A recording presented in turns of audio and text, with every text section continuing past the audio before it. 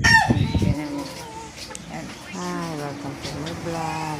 Bubulayan ko pala ng ang buhok ng aking lola. Iniitiman ko siya kasi sobrang puti niya. Bukas kasi, birthday niya. Gusto daw niya maitim ang kanyang buhok. Ayaw niya talagang puti ang buhok niya. Ang buhok niya na yan. Gusto niya laging maitim. Kasi daw makati sa ulo. Ayaw rin ang pagbubuti ng kanyang buhok. At baka mapaiksin naman din ang putol ko. Hindi na naman niya may tatali. Ano ba naman yan? Lagi na lang ganyan. May edad na kasi gusto ko mahaba ang buhok. O diba?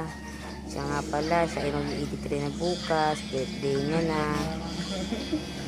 Kasi tinatanong namin siya kung ilang taon na siya. Ang sabi niya 55. Kaya kinalayan ko na. Kesa naman maging 85.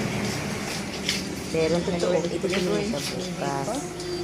Papaiwan lang yan. Birthday sa'yo.